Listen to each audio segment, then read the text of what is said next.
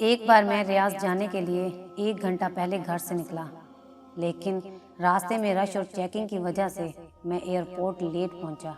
جلدی سے گاڑی پارکنگ میں کھڑی کی اور دوڑتے ہوئے کاؤنٹر پر جا پہنچا۔ کاؤنٹر پر موجود ملازم سے میں نے کہا، مجھے ریاض جانا ہے۔ اس نے کہا، ریاض والی فلائٹ تو بند ہو چکی ہے۔ میں نے کہا، پلیز مجھے ضرور آج شام ریاض پہنچنا ہے۔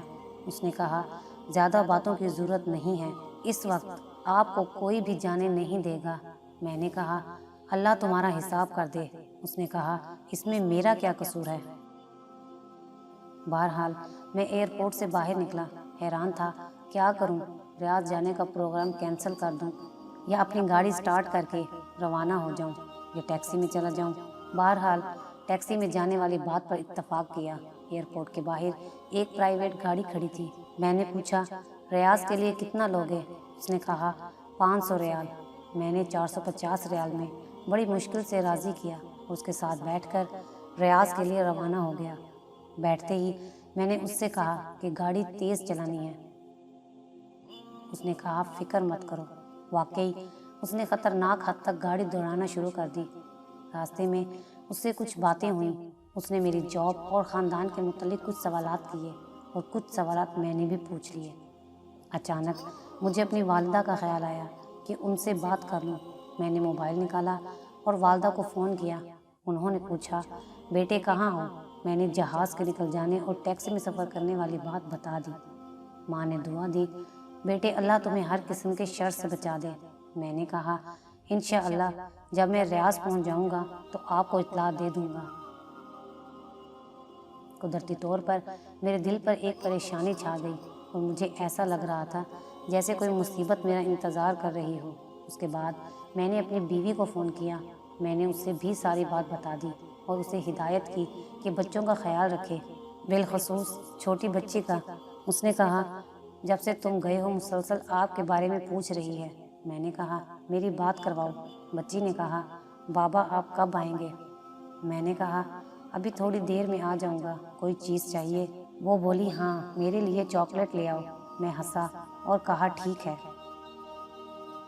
اس کے بعد میں اپنی سوچوں میں گم ہو گیا کہ اچانک ڈرائیور کے سوال نے مجھے چونکا دیا۔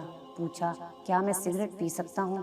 میں نے کہا، بھائی تم مجھے ایک نیک اور سمجھدار انسان لگ رہے ہو، تم کیوں خود کو اور اپنے مال کو نقصان پہنچا رہے ہو؟ اس نے کہا، میں نے پچھلے رمضان میں بہت کوشش کی کہ سگریٹ چھوڑ دوں، لیکن کامیاب نہ ہو سکا۔ میں نے کہا، اللہ تعالیٰ نے تمہیں بڑی قوت دی ہے، تم سگریٹ چھوڑنے کا معمولی سا کام نہیں کر سکتے؟ بہرحال اس نے کہا، آج کے بعد میں سگریٹ نہیں پیوں گا۔ میں نے کہا، اللہ تعالیٰ آپ کو ثابت قدمی عطا فرمائے۔ مجھے یاد پڑتا ہے کہ اس کے بعد میں نے گاڑی کے دروازے کے ساتھ سر لگایا کہ اچانک گاڑی سے زوردار دھماکہ کی آواز آئی اور پتہ لگا کہ گاڑی کا ایک ٹائر پھٹ گیا ہے۔ میں گھبرایا اور ڈرائیور سے کہا، سپیڈ کم کر دو اور گاڑی کو قابو کرو۔ اس نے گھبراہٹ میں کوئی جواب نہیں دیا۔ گاڑی ایک طرف نکل گئی اور کلا بازیاں کھاتی ہوئی ایک جگہ رک گئی۔ مجھے اس وقت اللہ تعالیٰ نے توفیق دی کہ میں نے زور زور سے کلمہ شہادت پڑھا۔ مجھے سر میں چوٹ لگی تھی اور درد کی شدت سے ایسا محسوس ہو رہا تھا کہ سر پھٹا جا رہا ہے۔ میں جسم کے کسی حصے کو حرکت نہیں دے سکتا تھا۔ میں نے اپنی زندگی میں اتنا درد کبھی نہیں دیکھا تھا۔ میں بات کرنا چاہ رہا تھا لیکن بول نہیں سکتا تھا، جبکہ میری آنکھیں کھلی تھیں، لیکن مجھے کچھ نظر نہیں آ رہا تھا۔ اتنے میں لوگوں کے قدموں کی آوازیں سنی جو ایک دوسرے سے کہہ رہے تھے کہ اسے ہلاؤ نہیں، سر سے خون نکل رہا ہے اور ٹانگیں ٹوٹ چکی ہیں۔ میری تکلیف میں اضافہ ہوتا چلا جا رہا تھا اور سانس لینے میں شدید دشواری محسوس کر رہا تھا۔ مجھے اندازہ ہوا کہ شاید میری موت آ گئی ہے۔ اس وقت مجھے گزری زندگی پر جو ندامت ہوئی، میں اسے الفاظ میں بیان نہیں کر سکتا۔ مجھے پتہ چلا کہ اب مجھے موت سے کوئی نہیں بچا سکتا۔ اس کہانی کے آخر میں بتاؤں گا کہ اس کی کیا حقیقت ہے۔ یہاں پر ہر بھائی بہن تصور کرے کہ جو کچھ ہو رہا ہے میرے ساتھ ہو رہا ہے، کیونکہ عن قریب ہم سب کو اس ملتے جلتے حالات سے سابقہ پیش آنا ہے۔ اس کے بعد لوگوں کی آوازیں آنا بند ہو گئیں۔ میری آنکھوں کے سامنے مکمل تاریکی چھا گئی اور میں ایسا محسوس کر رہا تھا جیسے میرے جسم کو چھریوں سے کاٹا جا رہا ہو۔ اتنے میں مجھے ایک سفید ریش آدمی نظر آیا۔ اس نے مجھے کہا، بیٹے یہ تمہاری زندگی کی آخری گھڑی ہے، میں تمہیں نصیحت کرنا چاہتا ہوں کیونکہ اللہ تعالیٰ نے مجھے تمہارے پاس بھیجا ہے۔ میں نے پوچھا کیا ہے نصیحت؟ اس نے کہا اس آیت کی ترغیب، خدا کی قسم اس میں تمہاری نجات ہے، اگر تم اس پر ایمان لائے تو تمہیں اپنے گھر والوں کو لوٹا دوں گا اور تمہاری روح واپس لے آؤں گا۔ جلدی سے بولو، ٹائم ختم ہوا جا رہا ہے۔ مجھے اندازہ ہوا یہ شیطان ہے۔ مجھے اس وقت جتنی بھی تکلیف تھی اور جتنا بھی اذیت سے دوچار تھا، لیکن اس کے باوجود اللہ اور اس کے رسول پر پکا ایمان تھا۔ میں نے اسے کہا جاؤ اللہ کے دشمن، میں نے اسلام کی حالت میں زندگی گزاری ہے اور مسلمان ہو کر مروں گا۔ اس کا رنگ زرد پڑ گیا۔ بولا تمہاری نجات اسی میں ہے کہ تم یہودی یا نصرانی مر جاؤ، ورنہ میں تمہاری تکلیف بڑھا دوں گا اور تمہاری روح قبض کر دوں گا۔ میں نے کہا موت تمہارے ہاتھ میں نہیں ہے، جو بھی ہو میں اسلام کی حالت میں ہی مروں گا۔ اتنے میں اس نے اوپر دیکھا اور دیکھتے ہی بھاگ نکلا۔ مجھے لگا جیسے کسی نے اسے ڈرایا ہو۔ اچانک میں نے عجیب قسم کے چہروں والے اور بڑے بڑے جسموں والے لوگ دیکھے۔ وہ آسمان کی طرف سے آئے اور کہا السلام علیکم۔ میں نے کہا وعلیکم السلام۔ اس کے بعد وہ خاموش ہو گئے اور ایک لفظ بھی نہیں بولے۔ ان کے پاس کفن تھے۔ مجھے اندازہ ہوا کہ میری زندگی ختم ہو گئی۔ ان میں سے ایک بہت بڑا فرشتہ میری طرف آیا اور کہا اے نیک روح، اللہ کی مغفرت اور اس کی خوشنودی کی طرف نکل آ۔ یہ بات سن کر میری خوشی کا ٹھکانہ نہیں رہا۔ میں نے کہا اللہ کے فرشتے میں حاضر ہوں۔ اس نے میری روح کھینچ لی۔ مجھے اب ایسا محسوس ہو رہا تھا جیسے میں نیند اور حقیقت کے مابین ہوں۔ ایسا لگا کہ مجھے جسم سے آسمان کی طرف اٹھایا جا رہا ہے۔ میں نے نیچے دیکھا تو پتہ چلا کہ لوگ میرے جسم کے ارد گرد کھڑے ہیں اور انہوں نے میرے جسم کو ایک کپڑے سے ڈھانپ دیا۔ ان میں سے کسی نے کہا انا للہ و انا الیہ راجعون۔ میں نے 2 فرشتوں کو دیکھا کہ وہ مجھے وصول کر رہے ہیں اور مجھے کفن میں ڈال کر اوپر کی طرف لے جا رہے ہیں۔ میں نے دائیں بائیں دیکھا تو مجھے افق کے علاوہ کچھ نظر نہیں آیا۔ مجھے بلندی سے بلندی کی طرف لے جایا جا رہا تھا۔ ہم بادلوں کو چیرتے چلے گئے جیسے کہ میں ایک جہاز میں بیٹھا ہوں، یہاں تک کہ پوری زمین مجھے ایک گیند کی طرح نظر آ رہی تھی۔ میں نے ان 2 فرشتوں سے پوچھا کیا اللہ مجھے جنت میں داخل کرے گا؟ انہوں نے کہا اس کا علم اللہ تعالیٰ کی ذات کو ہے، ہمیں صرف تمہاری روح لینے کی ذمہ داری سونپی گئی ہے اور ہم صرف مسلمانوں پر مامور ہیں۔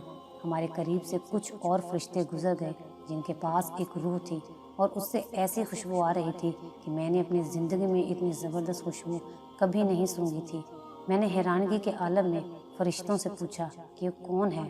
تو انہوں نے کہا کہ یہ ایک فلسطینی کی روح ہے جسے یہودیوں نے تھوڑی دیر پہلے قتل کیا جبکہ وہ اپنے دین اور وطن کی مدافعت کر رہا تھا۔ اس کا نام عبدالعبد ہے۔ میں نے کہا کاش میں شہید ہو کر مرتا۔ اس کے بعد کچھ اور فرشتے ہمارے قریب سے گزرے۔ ان کے پاس ایک روح تھی جس سے سخت بدبو آ رہی تھی۔ میں نے پوچھا کہ کون ہے؟ انہوں نے کہا یہ بتوں اور گائے کو پوجا کرنے والا ایک ہندو ہے جسے تھوڑی دیر پہلے اللہ تعالیٰ نے اپنے عذاب سے ہلاک کر دیا تھا۔ میں نے شکر کیا کہ شکر ہے میں کم از کم مسلمان مرا ہوں۔ میں نے کہا میں نے آخرت کے سفر کے حوالے سے بہت پڑھا ہے، لیکن یہ جو کچھ ہو رہا ہے میں نے کبھی اس کا تصور نہیں کیا۔ انہوں نے کہا شکر کرو مسلمان مرے ہو، لیکن ابھی تمہارے سامنے سفر بہت لمبا ہے اور بے شمار مراحل ہیں۔ اس کے بعد ہم فرشتوں کے ایک بہت بڑے گروہ کے پاس سے گزرے اور ہم نے انہیں سلام کیا۔ انہوں نے پوچھا یہ کون ہے؟ میرے ساتھ والے 2 فرشتوں نے جواب دیا کہ یہ ایک مسلمان ہے، یہ تھوڑی دیر پہلے حادثے کا شکار ہو گیا اور اللہ نے ہمیں اس کی روح قبض کرنے کا حکم دیا۔ انہوں نے کہا مسلمانوں کے لیے بشارت ہے کیونکہ یہ اچھے لوگ ہیں۔ میں نے فرشتوں سے پوچھا یہ کون لوگ ہیں؟ انہوں نے کہا یہ وہ فرشتے ہیں جو آسمان کی حفاظت کرتے ہیں اور یہاں سے شیطانوں پر شہاب پھینکتے رہتے ہیں۔ میں نے کہا یہ تو اللہ تعالیٰ کی بہت عظیم مخلوق ہے۔ انہوں نے کہا ان سے بھی زیادہ عظیم فرشتے ہیں۔ میں نے پوچھا کون ہیں؟ وہ بولے جبرائیل علیہ السلام اور عرش کو اٹھانے والے فرشتے، اور یہ سب مخلوق ایسی ہے کہ اللہ تعالیٰ کے حکم کی سرتابی نہیں کیا کرتے۔ وہ اللہ کے دیے ہوئے کسی حکم کی نافرمانی نہیں کرتے اور جو حکم دیا جاتا ہے اسے بجا لاتے ہیں۔ اس کے بعد ہم مزید اوپر چڑھتے گئے اور یہاں تک کہ آسمانی دنیا پر پہنچ گئے۔ میں اس وقت ایک خوف اور کرب کے عالم میں تھا کہ نامعلوم آگے کیا ہوگا۔ میں نے آسمان کو بہت بڑا پایا اور اس کے اندر دروازے تھے جو بند تھے، اور ان دروازوں پر فرشتے تھے جن کے جسم بہت بڑے تھے۔ 2 فرشتوں نے کہا السلام علیکم ورحمۃ اللہ، اور ان کے ساتھ میں نے بھی یہی الفاظ دہرائے۔ دوسرے فرشتے نے جواباً کہا وعلیکم السلام ورحمۃ اللہ وبرکاتہ، اور انہوں نے کہا رحمت کے فرشتوں، ضرور یہ مسلمان ہی ہوگا۔ میرے ساتھ والے فرشتے نے کہا ہاں یہ مسلمان ہے۔ انہوں نے کہا تم اندر آ سکتے ہو، کیونکہ آسمان کے دروازے صرف مسلمانوں کے لیے کھلتے ہیں۔ کافروں کے بارے میں اللہ تعالیٰ کا حکم ہے، کافروں کے لیے آسمان کے دروازے نہیں کھلیں گے۔ ہم اندر آ گئے تو بہت ساری عجیب چیزیں دیکھیں، پھر ہم آگے بڑھے اور اوپر چڑھنا شروع کیا، یہاں تک کہ دوسرا، تیسرا، چوتھا، پانچواں، چھٹا، بالآخر 7ویں آسمان تک جا پہنچے۔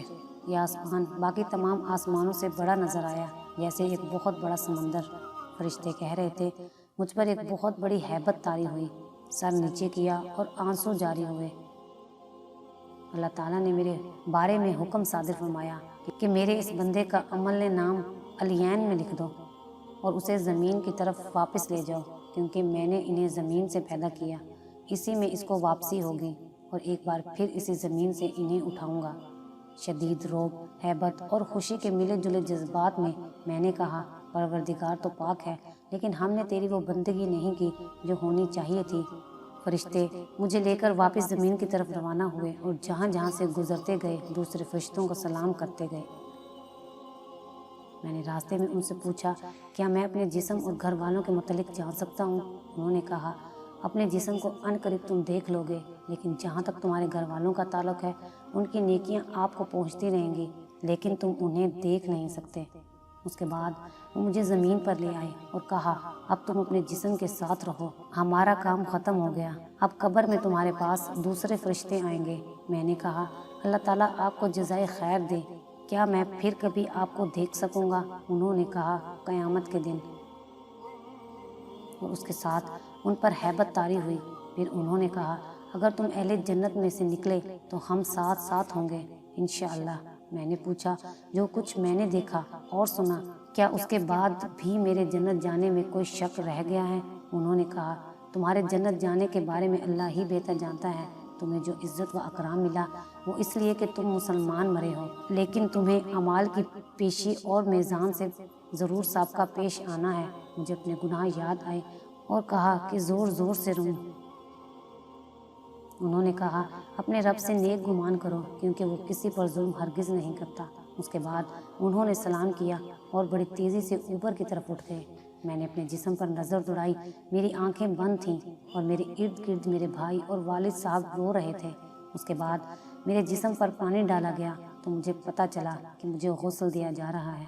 ان کے رونے سے مجھے تکلیف ملتی تھی، اور جب میرے والد دعا کرتے کہ اللہ تعالیٰ تم پر رحم فرمائے تو ان کی یہ بات مجھے راحت پہنچاتی تھی۔ اس کے بعد میرے جسم کو سفید کفن پہنچایا گیا۔ میں نے اپنے دل میں کہا افسوس میں اپنے جسم کو اللہ کی راہ میں ختم کرتا، کاش میں شہید مرتا، افسوس میں ایک گھڑی بھی اللہ کے ذکر یا نماز یا عبادت کے بغیر نہ گزارتا، کاش میں شب و روز اللہ کی راہ میں مال خرچ کرتا، افسوس ہائے افسوس۔ اتنے میں لوگوں نے میرا جسم اٹھایا۔ میں اپنے جسم کو دیکھ رہا ہوں، لیکن نہ تو اس کے اندر جا سکتا ہوں اور نہ ہی دور ہو سکتا ہوں۔ ایک عجیب سی صورتحال سے دوچار تھا۔ مجھے جب اٹھایا گیا تو جو چیز میرے لیے اس وقت تکلیف دہ تھی وہ میرے گھر والوں کا رونا تھا۔ میرا دل چاہ رہا تھا میں اپنے ابا سے کہہ دوں ابا جان پلیز رونا بند کر دیں، بلکہ میرے لیے دعا کریں، کیونکہ آپ کا رونا مجھے تکلیف دے رہا ہے۔ میرے رشتہ داروں میں اس وقت جو کوئی میرے لیے دعا کرتا تو اس سے مجھے راحت مل جاتی تھی۔ مجھے مسجد پہنچایا گیا اور وہاں اتارا گیا، اور میں نے سنا کہ لوگ نماز پڑھنے لگے ہیں۔ مجھے شدید خواہش ہوئی کہ میں بھی ان کے ساتھ نماز میں شریک ہو جاؤں۔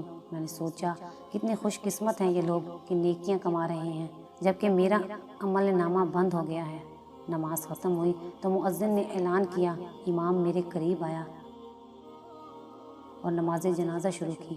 میں حیران ہوا کہ وہاں بہت سارے فرشتے آ گئے جو ایک دوسرے سے باتیں کر رہے تھے کہ نماز پڑھنے والے کتنے لوگ ہیں اور ان میں کتنے موحد ہیں جو اللہ کے ساتھ شرک نہیں کرتے۔ چوتھی تکبیر میں نے دیکھا کہ فرشتے کچھ لکھ رہے ہیں۔ مجھے اندازہ ہوا کہ وہ لوگوں کی دعائیں لکھ رہے ہوں گے۔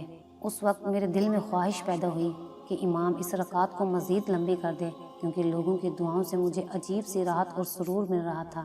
نماز ختم ہوئی اور مجھے اٹھا کر قبرستان کی طرف لے گئے۔ راستے میں کچھ لوگ دعائیں مانگ رہے تھے اور کچھ رو رہے تھے، اور میں حیران و پریشان تھا کہ نہ معلوم میرے ساتھ کیا ہونے والا ہے۔ مجھے اپنے تمام گناہ اور غلطیاں اور ظلم اور جو غفلت کی گھڑیاں میں نے دنیا میں گزاری تھی، ایک ایک چیز سامنے آ رہی تھی۔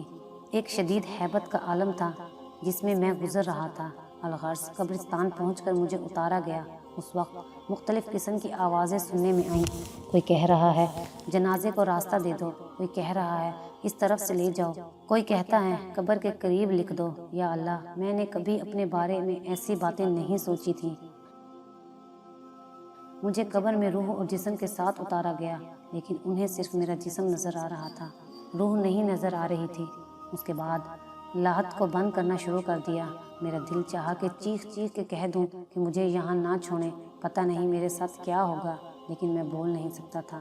الغرض مٹی ڈالنی شروع ہوئی اور قبر میں گھپ اندھیرا چھا گیا۔ لوگوں کی آوازیں بند ہوتی چلی گئیں، لیکن میں ان قدموں کی آوازیں سن رہا تھا۔ ان میں سے جو کوئی میرے لیے دعا کرتا تو اس سے مجھے سکون مل جاتا تھا۔ اچانک قبر مجھ پر تنگ ہو گئی اور ایسا لگا کہ میرے پورے جسم کو کچل دے گی، اور قریب تھا کہ میں ایک چیخ نکال دوں، لیکن پھر دوبارہ اصلی حالت پر آ گئی۔ اس کے بعد میں نے ایک طرف دیکھنے کی کوشش کی کہ اچانک دو ہیبت ناک قسم کے فرشتے نمودار ہوئے، جن کے بڑے بڑے جسم، کالے رنگ اور نیلی آنکھیں تھیں۔ ان کی آنکھوں میں بجلی جیسی چمک تھی، اور ان میں سے ایک کے ہاتھ میں گرز تھا، اگر اس سے پہاڑ کو مارے تو اسے ریزہ ریزہ کر دے۔ ان میں سے ایک نے مجھے کہا بیٹھ جاؤ، تو میں فوراً بیٹھ گیا۔ اور پھر اس نے کہا تمہارا رب کون ہے؟ جس کے ہاتھ میں گز تھا وہ مجھے بغور دیکھ رہا تھا۔ میں نے جلدی سے کہا میرا رب اللہ ہے۔ جواب دیتے وقت مجھ پر کپ کپی طاری تھی، اس لیے نہیں کہ مجھے جواب میں کوئی شک تھا، بلکہ ان کے رعب کی وجہ سے۔ پھر اس نے مزید دو سوال کیے کہ تمہارا نبی کون ہے اور تمہارا دین کون سا ہے، اور الحمدللہ میں نے ٹھیک جواب دے دیے۔ انہوں نے کہا اب تم قبر کے عذاب سے بچ گئے۔ میں نے پوچھا کیا تم منکر و نکیر ہو؟ انہوں نے جواباً کہا ہاں، اور بولے کہ اگر تم صحیح جوابات نہ دیتے تو ہم تمہیں اس گز سے مارتے اور تم اتنی چیخیں نکالتے کہ اسے زمین کی ساری مخلوق سن لیتی سوائے انسانوں اور جنوں کے، اور اگر جنس و انس اسے سن لیں تو بے ہوش ہو جائیں۔ میں نے کہا اللہ کا شکر ہے کہ اس نے مجھے اس مصیبت سے بچا لیا۔ اس کے بعد وہ چلے گئے اور ان کے جانے سے مجھے قدرے اطمینان حاصل ہوا۔ ان کے چلے جانے کے ساتھ ہی مجھے سخت گر محسوس ہوئی، اور مجھے لگا کہ میرا جسم جلنے والا ہے، جیسے کہ جہنم سے کوئی کھڑکی کھولی گئی ہو۔ اتنے میں دو اور فرشتے نمودار ہوئے اور کہا السلام علیکم۔ میں نے جواب دیا وعلیکم السلام۔ انہوں نے کہا ہم فرشتے ہیں، ہم قبر میں تمہارے اعمال تمہیں پیش کرنے آئے ہیں تاکہ قبر میں قیامت تک تمہیں اپنی نیکیوں کا جو بدلہ ملنا چاہیے وہ مل جائے۔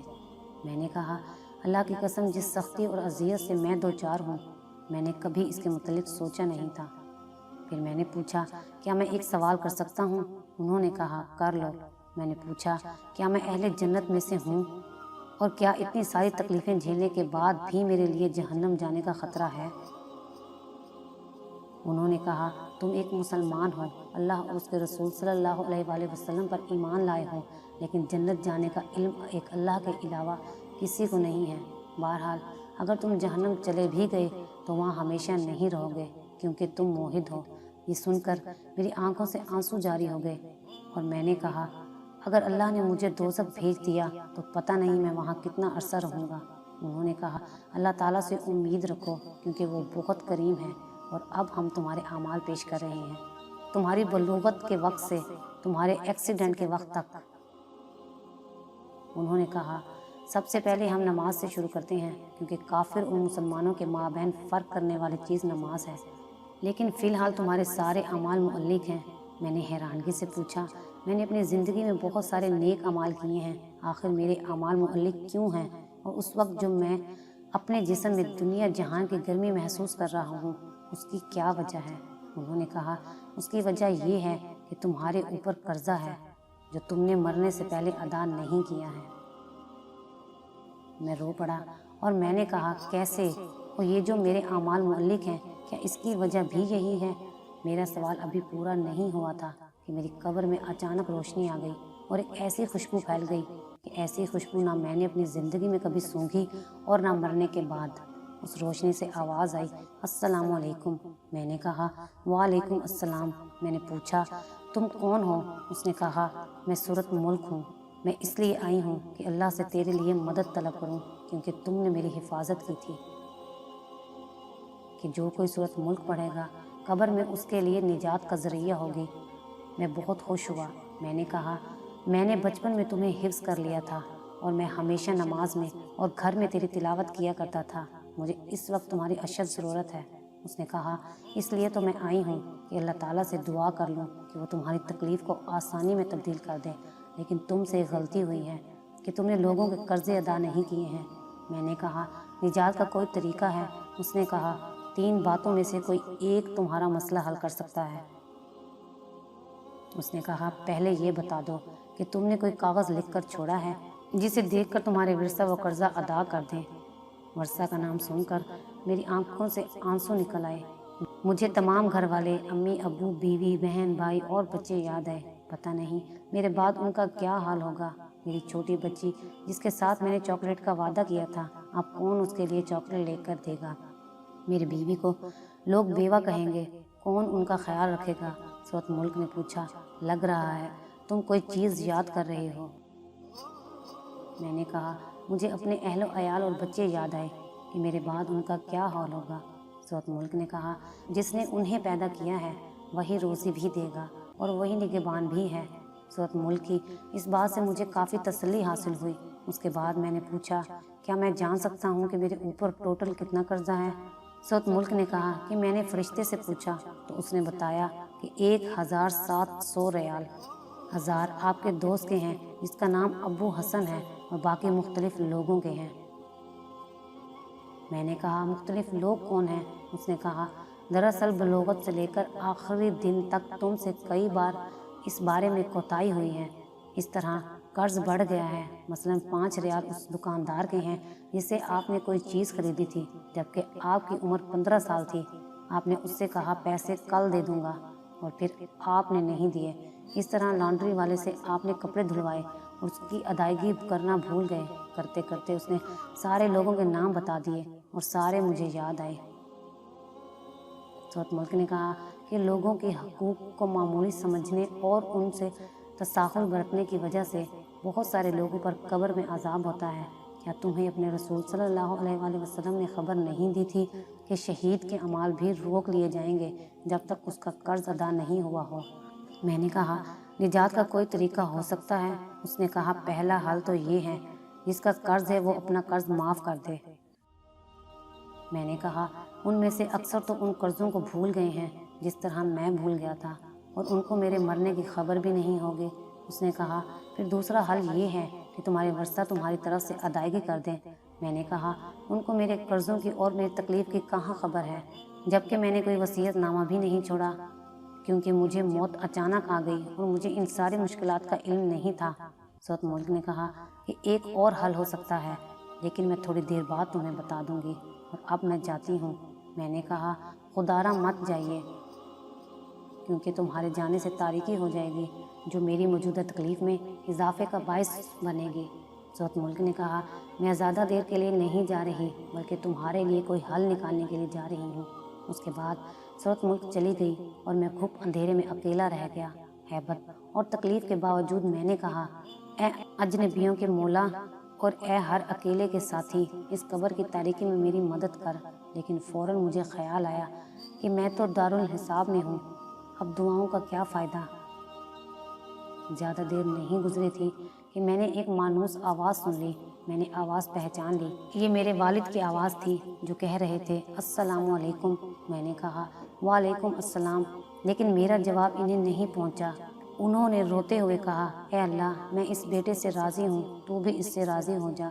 میرے والد صاحب جب دعا مانگ رہے تھے تو دعا کے دوران ایک زبردست روشنی میری قبر میں آئی۔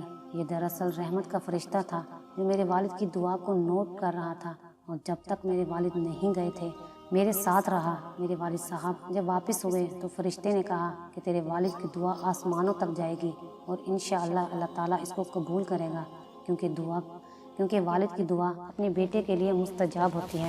میں نے تمنا کی کہ کاش میرے والد میری قبر پر زیادہ دیر کے لیے ٹھہرتے اور دعا مزید لمبی کرتے، کیونکہ ان کی دعا کی وجہ سے مجھے کافی آرام ملا۔ میں نے فرشتے سے پوچھا، کیا میں ایک سوال کر سکتا ہوں؟ کیا؟ پوچھو۔ میں نے کہا، جب سے میں مرا ہوں اب تک کتنا عرصہ گزر گیا؟ اس نے کہا، جب سے تمہاری وفات ہوئی آج تیسرا دن ہے اور اس وقت ظہر کا وقت ہے۔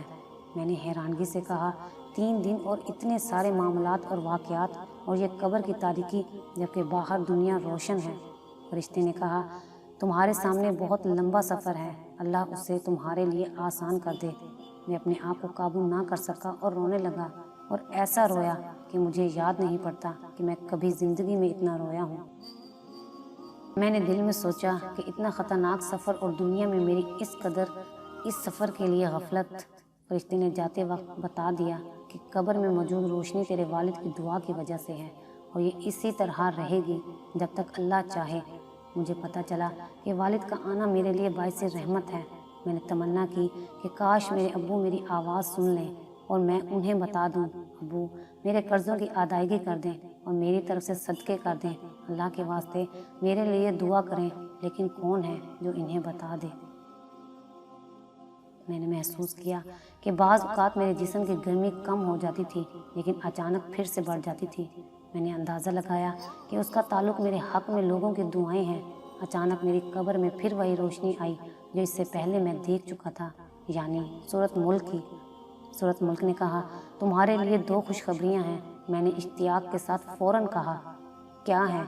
تمہارے دوست نے اللہ کی خاطر تمہارا قرضہ معاف کر دیا ہے۔ میں نے اللہ تعالیٰ کا شکر ادا کیا اور مجھے پتہ تھا کہ میری گرمی کم ہو جانے کی وجہ شاید یہی تھی۔ میں نے کہا، دوسری بشارت کیا ہے؟ اس نے کہا، میں نے اللہ سے بہت درخواستیں کی لیکن انسانوں کے حقوق وہ معاف نہیں کرتا۔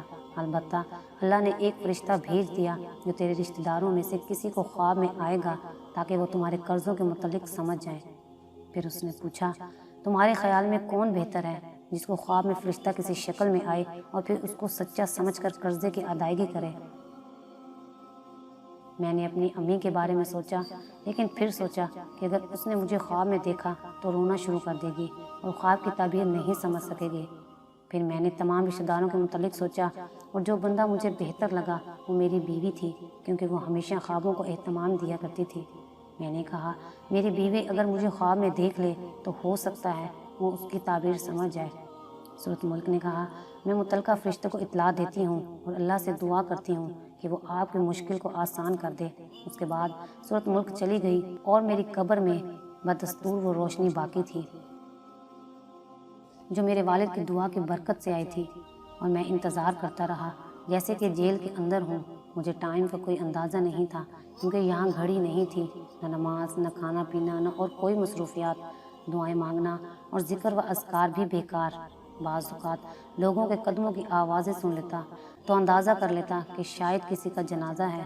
بعض اوقات لوگوں کے ہنسنے کی آوازیں آ جاتی تھیں تو مجھے تعجب ہوتا تھا کہ ان کو اندازہ نہیں ہے کہ ہم کس صورتحال سے دوچار ہیں۔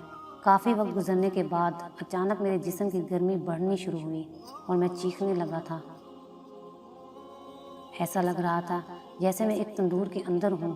میرے خوف میں اضافہ ہوتا چلا جا رہا تھا، لیکن پھر اچانک گرمی کم ہونی شروع ہوئی، یہاں تک کہ بالکل غائب ہو گئی۔ سمجھ میں نہیں آ رہا تھا کہ ایسا کیوں ہو جاتا ہے۔ اس کے بعد ایک بار پھر سورۃ ملک کی روشنی آ گئی اور مجھے کہا، تمہیں مبارک ہو۔ میں نے کہا، وہ کیسے؟ اس نے کہا، خوابوں کا فرشتہ تمہاری بیوی کو خواب میں گیا اور تمہاری بیوی نے خواب میں تمہیں ایک سیڑھی پر چڑھتے دیکھا اور دیکھا کہ 7 سیڑھیاں باقی ہیں اور تم پریشان کھڑے ہو کیونکہ آگے نہیں چڑھ سکتے۔ پھر وہ فجر کی نماز سے پہلے اٹھی، تمہاری یاد میں روئی اور صبح ہوتے ہی ایک عورت سے رابطہ کیا جو خوابوں کی تفسیر کرتی ہے اور اسے اپنا خواب سنایا۔ اس عورت نے کہا، اے بیٹی، تمہارے شوہر قبر میں تکلیف میں مبتلا ہے کیونکہ اس پر کسی کا 1700 ریال قرض ہے۔ تیری بیوی نے پوچھا، کس کا قرض ہے اور ہم کیسے ادا کریں؟ اس نے کہا، مجھے نہیں معلوم، اس بارے میں علماء سے معلوم کرو۔ پھر تیری بیوی نے ایک شیخ کی اہلیہ سے رابطہ کیا اور اسے ساری بات بتا دی تاکہ وہ شیخ سے جواب پوچھ لے۔ الغرض شیخ نے کہا کہ میت کی طرف سے صدقہ کر دے، ہو سکتا ہے اللہ تعالیٰ اسے قبول کر کے میت کا عذاب ہٹا دے۔ تیری بیوی کے پاس سونا تھا جس کی قیمت 4000 ریال تھی، اس نے وہ سونا تیرے والد کو دیا اور تیرے والد نے اس کے ساتھ کچھ رقم مزید لگا کر صدقہ کر دیا اور یوں تیرا مسئلہ حل ہو گیا۔ میں نے کہا الحمدللہ، مجھے اس وقت کوئی تکلیف نہیں ہے اور یہ سب کچھ اللہ تعالیٰ کے فضل اور تیرے تعاون سے ہوا۔ سورۃ ملک نے کہا اب اعمال والے فرشتے تمہارے پاس آ جائیں گے۔ میں نے پوچھا کیا اس کے بعد بھی میرے لیے کوئی خطرہ ہے؟ اس نے کہا سفر بہت لمبا ہے، ہو سکتا ہے اس میں کئی سال لگ جائیں، لیکن اس کے لیے تیار رہو۔ کئی سال والے جواب نے میری پریشانی میں اضافہ کر دیا۔ سورۃ ملک نے کہا بہت سارے لوگ صرف اسی وجہ سے قبروں میں عذاب جھیل رہے ہیں کہ وہ بعض باتوں کو معمولی سمجھتے تھے، جبکہ اللہ کے نزدیک وہ معمولی نہیں ہیں۔ میں نے کہا مثلاً کون سے اعمال؟ اس نے کہا بہت سارے لوگوں پر قبروں میں اس لیے عذاب ہے کہ وہ پیشاب سے نہیں بچتے تھے اور گندگی کی حالت میں اللہ کے سامنے کھڑے ہوتے تھے۔ اس طرح چغلی، چوری، سود اور مال یتیم کی وجہ سے بہت سارے لوگوں پر عذاب ہو رہا ہے۔ پھر اس نے کہا کہ کچھ لوگوں پر عذاب قبر اس لیے ہیں تاکہ قیامت آنے سے پہلے ان کا کھاتا صاف ہو جائے، اور کچھ لوگوں پر قیامت تک عذاب رہے گا اور پھر جہنم میں داخل کیے جائیں گے۔ میں نے کہا اللہ تعالیٰ کی سزا سے بچنے کے لیے کوئی سبیل ہے؟ سورۃ ملک نے کہا کہ عمل تو تمہارا منقطع ہو چکا ہے، البتہ 3 کام ایسے ہیں جو تمہیں اب بھی فائدہ پہنچا سکتے ہیں۔ میں نے پوچھا وہ کیا ہیں؟ اس نے کہا اہل و عیال کی دعا اور نیک عمل۔ اس کے علاوہ کوئی کام اگر تم نے دنیا میں کیا ہے جو انسانوں کے لیے نفع بخش ہو، مثلا مسجد کی تعمیر، تو اس سے تم مرنے کے بعد بھی مستفید ہوگے۔ اس طرح اگر علم کی نشر و اشاعت میں تم نے حصہ لیا ہو تو وہ اب بھی تمہارے لیے نفع بخش ہے۔ میں نے کہا میں کتنا بدبخت ہوں کہ دنیا میں کتنے عمل کے مواقع تھے جس سے میں نے کوئی فائدہ نہیں اٹھایا، اور آج بے یار و مددگار قبر میں پڑا ہوں۔ میرا دل چاہا میں چیخ چیخ کر لوگوں کو پکاروں کہ اے لوگوں قبر کے لیے تیاری کر لو۔ خدا کی قسم اگر تم لوگوں نے وہ کچھ دیکھا جو میں نے دیکھا تو مسجدوں سے باہر نہیں نکلو گے اور اللہ کی راہ میں سارا مال لگا دو گے۔ سورۃ ملک نے کہا مردہ لوگوں کی نیکیاں عام طور پر شروع کے دنوں میں بہت ہوتی ہیں، لیکن اس کے بعد رفتہ رفتہ کم ہوتی چلی جاتی ہیں۔ میں نے پوچھا کیا یہ ممکن ہے کہ میرے گھر والے اور میرے رشتہ دار مجھے بھول جائیں گے؟ مجھے یقین نہیں آ رہا ہے کہ وہ اتنی جلدی مجھے بھول جائیں گے۔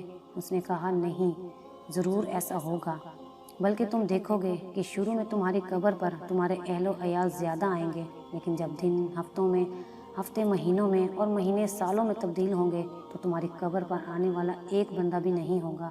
مجھے یاد آیا کہ جب ہمارے دادا کا انتقال ہوا تھا تو ہم ہر ہفتے ان کی قبر پر جایا کرتے تھے، پھر ہر مہینے میں ایک بار، اور پھر ہم انہیں بھول گئے اور مہینے گزرتے گئے اور میری مدد کے لیے کوئی نہ تھا سوائے چند اعمال کے جو مجھے پہنچتے تھے، یا میرے والد، بھائیوں اور دوسرے رشتہ داروں کا میری قبر پر آنا جو رفتہ رفتہ کم ہوتا گیا۔ زیادہ تر مجھے اپنی والدہ کی دعا پہنچتی رہی جو وہ تہجد میں میرے لیے کرتی رہیں۔ باخدا وہ دعا میرے لیے طمانینت کا باعث ہوتی تھی۔ نیک اعمال کا آنا کم ہوتا چلا گیا۔ نامعلوم کیا وجہ تھی کہ سورۃ ملک کا آنا بھی بند ہو گیا۔ میری قبر میں پھر اندھیرا چھا گیا۔ مجھے بعض گناہ یاد آئے جو میں نے کیے تھے، ایک ایک دن اور ایک ایک گھڑی یاد آ رہی تھی۔ مجھے اپنے گناہ پہاڑ کے برابر لگ رہے تھے۔ اپنے آپ کو ملامت کر رہا تھا، کتنے گناہ ہیں جو میں نے بڑی دلیری سے کیے تھے، کتنی نمازیں ہیں جو میری فوت ہو گئی ہیں، کتنی فجر کی نمازیں ہیں جو میں نے غفلت کی وجہ سے نہیں پڑھی ہیں۔ یہ سارے گناہ یاد کر کے میں اتنا رویا کہ مجھے ٹائم کا اندازہ نہیں تھا، اس لیے اگر میں کہہ دوں مہینوں رویا ہوگا تو مبالغہ نہیں ہوگا۔ ایک دن اچانک ایسی روشنی آئی جیسے سورج نکل چکا ہو، اور میں نے فرشتوں کی آوازیں سنی کہ وہ ایک دوسرے کو مبارکباد دے رہے ہیں۔ میری سمجھ میں نہیں آ رہا تھا کہ کیا ہو چکا ہے کہ میرے پاس سورۃ ملک آئی اور خوشخبری سنا دی۔ سورۃ ملک نے بتایا کہ رمضان المبارک کا مہینہ شروع ہو گیا اور یہ رحمت اور معافی کا مہینہ ہے، اور اس میں بہت سارے مردے مسلمانوں کی دعاؤں کی برکت سے نجات پا لیتے ہیں۔ میں بہت خوش ہوا۔ اللہ تعالیٰ انسانوں پر کتنا مہربان ہے، لیکن انسان ہے کہ گمراہی پر تلا ہوا ہے۔ سورۃ ملک نے بتایا کہ اللہ تعالیٰ کسی کو آگ میں نہیں ڈالنا چاہتا، لیکن یہ انسانوں کی اپنی حماقت ہوتی ہے، وہ ایسے گناہ کر جاتے ہیں جو ان کی سزا کا موجب ہوتے ہیں۔ پھر اس نے کہا کہ اب تھوڑی دیر بعد مسلمان نماز پڑھیں گے اور تم ان کی آوازیں سنو گے۔ سورۃ ملک چلی گئی اور میری قبر میں بدستور روشنی تھی اور میں نے پہلی بار مسجد سے آنے والی آواز سن لی۔ اپنی زندگی کو یاد کیا اور تراویح کو یاد کیا تو بہت رویا۔ میں نے سنا کہ لوگ نماز پڑھ رہے ہیں اور پھر میں نے امام کی دعا سن لی کہ وہ پڑھ رہا تھا۔ اس دعا سے مجھے بہت سکون ملا اور میں نے تمنا کی کہ امام دعا کو طول دے دے، اور میں نے محسوس کیا کہ وہ دعا سیدھی قبول ہو رہی ہے، کیونکہ مجھے اس سے کافی خوشی اور راحت مل رہی تھی۔ میں روتا جا رہا تھا اور ساتھ ساتھ آمین پڑھتا جا رہا تھا۔ اس طرح رمضان کا سارا مہینہ بہت سکون اور راحت سے گزرا۔ اور پھر ایک دن میری قبر میں انسان کی شکل میں ایک آدمی آیا جس سے بہت تیز خوشبو آ رہی تھی۔ میں حیران ہوا کیونکہ مرنے کے بعد یہ پہلا انسان تھا جو میں دیکھ رہا تھا۔ اس نے مجھے سلام کیا اور جواب میں نے وعلیکم السلام کہا۔ اس نے کہا میں تمہیں بشارت دیتا ہوں کہ اللہ تعالیٰ نے تمہارے گناہ معاف کیے ہیں۔ میں نے کہا اللہ آپ کو جزائے خیر دے، آپ کون ہیں؟ میں پہلی دفعہ قبر میں انسان کی شکل دیکھ رہا ہوں۔ اس نے کہا میں انسان نہیں ہوں۔